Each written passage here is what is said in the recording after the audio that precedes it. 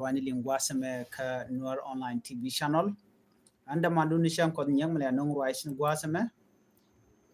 an wala shanka wal diesh ka paywal ron kin dang ro widi jandang ro widi diech bana tin kon lat ko rin gwasame bana ka linkel kan kono nyamre ler kaname ko tegaler ngwana bu kono ling gwadan shi deine asas pdf shi kan civilian re widin chalke equatoria kana gro shi kan ka bukarenial ban writing nyok gor jeno ban right back run mishala de wuri chalke le bong ban nyok right back qui court case dr machar kan te ngon ko kente bu kon ka nyakel no so gwada me kenya men gora ban nyak gora jeno be lar mandana ci to ka channel la facebook da kenya makan woni am ka reality no banti dial ko lat ko den ban ka linke mi jiram jidid please go no jin bi channel bi ñone ko ken no hello gwa chana je tokel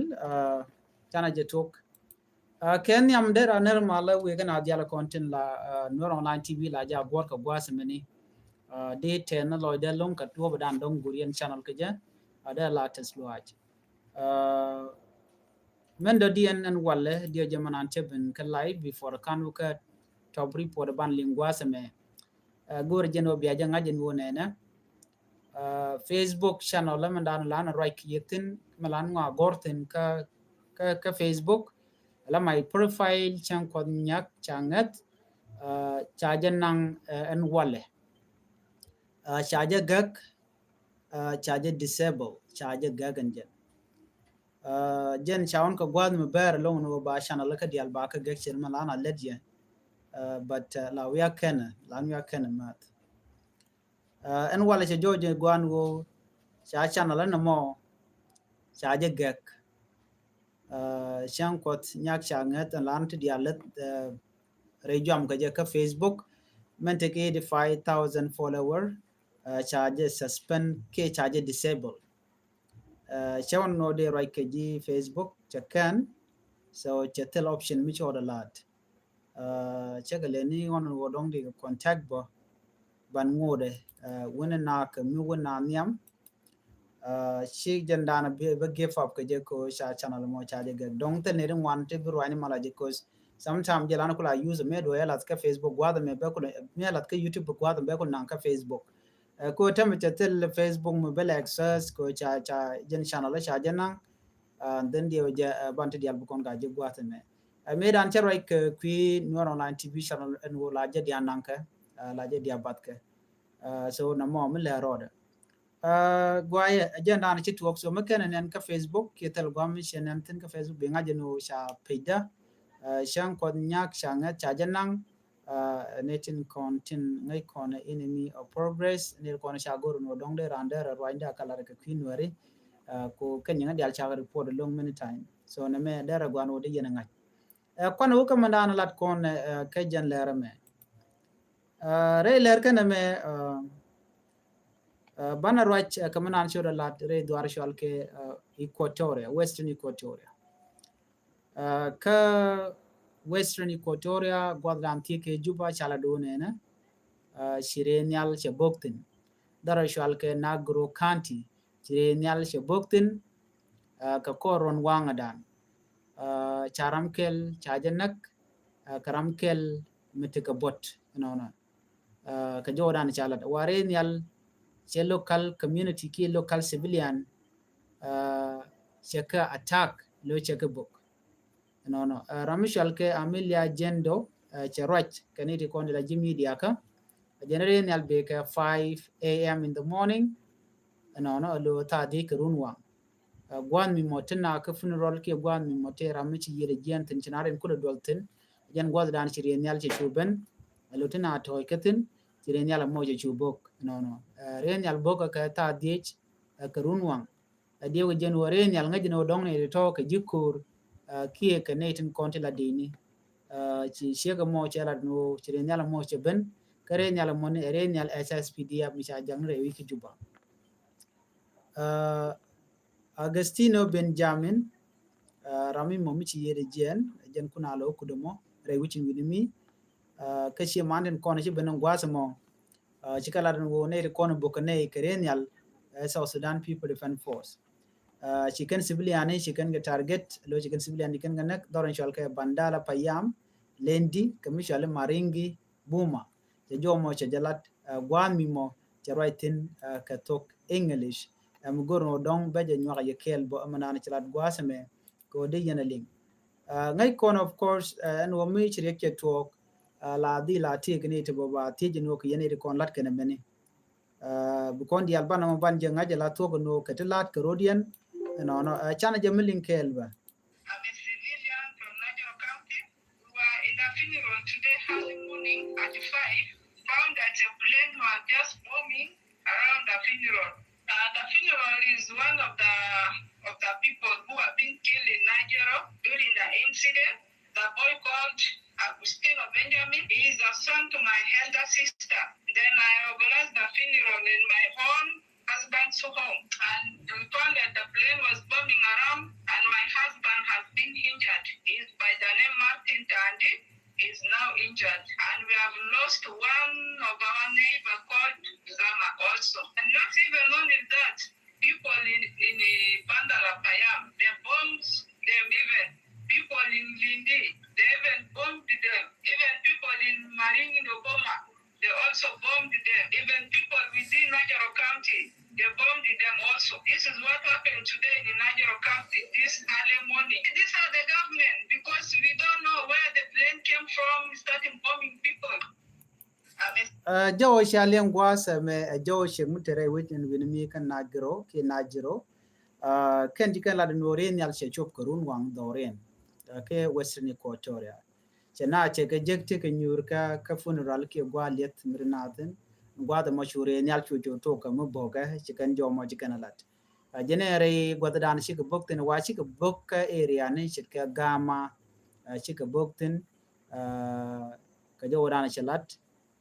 gama mo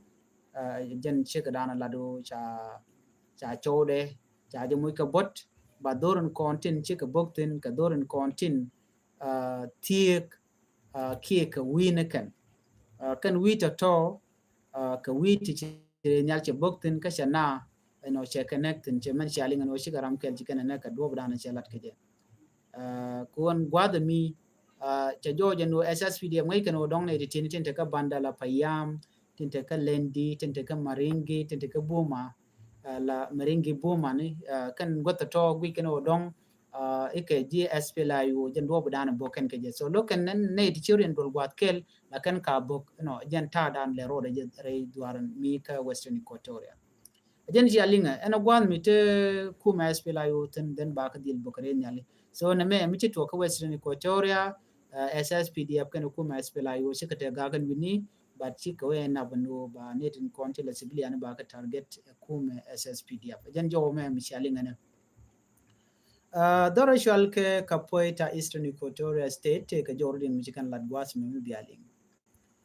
Governor Lobong shiga jekan President Salva Kiir Mayadit ke ripon Michigan Ladu nena doro mo mishal ke kapoita Eastern Equatoria State kani to cheteka malamat you know adob dani kanalat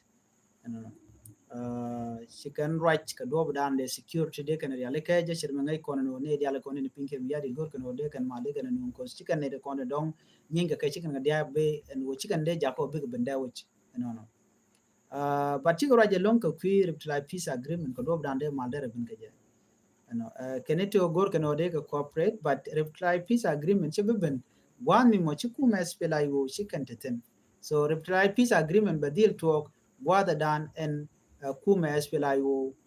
cha kala law ko bi malamo bi ken lat ke kuma kim yadit so jo me jenda na chalat no ci malche ben ka dob mi gui ken no che ben ka ja ban ngai ko na gwano kujimi tikaten kuma SPLIO tikaten kuma SSPDF no chang man lat ke je ka poita eastern ka poita Eastern Equatoria wuri chal ke me Louis Lubong lo jor Ramadan le governor which bin mission malat je no te ga mal mi che ben ban ngode wati insecurity bati tere which mean me shana kuben ka kwi Dr. Machar an wale shanka wel dies ka pai wel ron kin dang ro jan dang ro de chi dak ma char che wo gwa da dan do ga jitin wala kan ji kwara and do dan chi ral che to ga ji me chana ngai ni wal dak ma char la en wale wa chi na chi ga jan long gwalo luka mo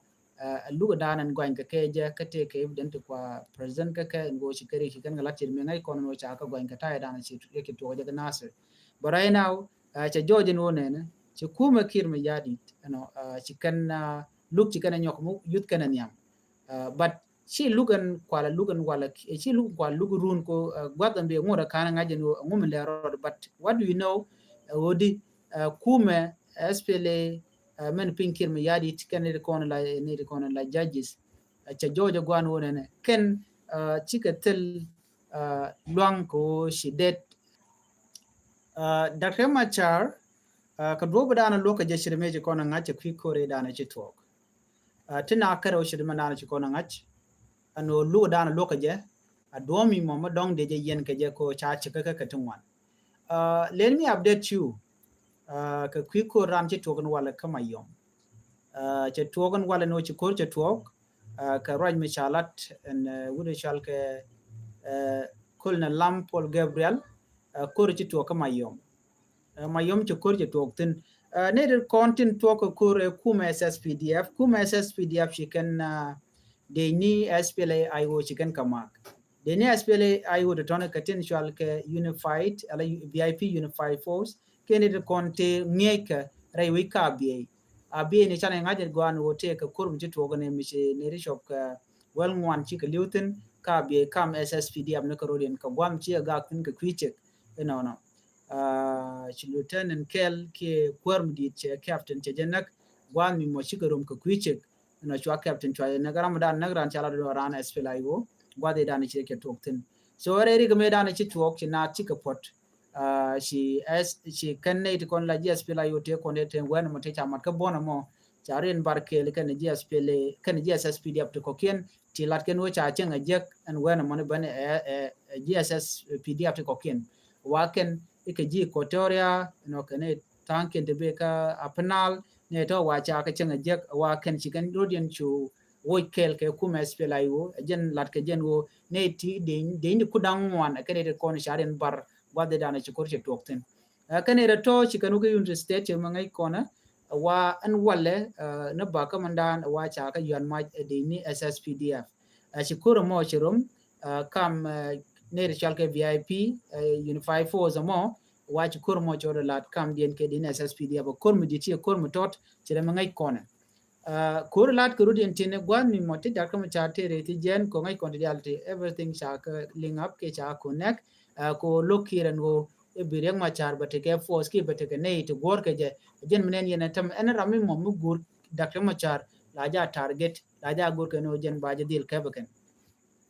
so kurmen wala je to kama yom ka jo dana chalat but kan full detail kan ko konung budong te ke lia ki te ke jiboni mo de tele mi chalatin so jo me gor je no de je nyaka ye kel ka ta dan len mane rodien ke je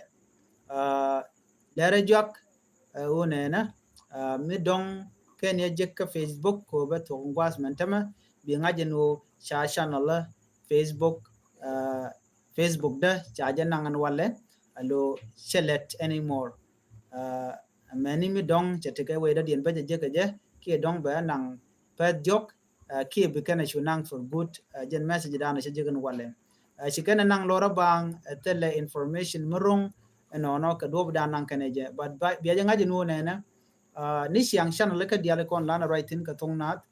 la ja gor ko no ba je ge me da kan on ke jen YouTube to content chi kana nyo on ke jen Facebook so wale chi ka succeed chi kan page da chi cha ja watch cha hak ni je dung dong kwa lo kem ni je na de ngaji no cha je ke de lo jok ban me cha disable je ki cha je ge jen da na le ro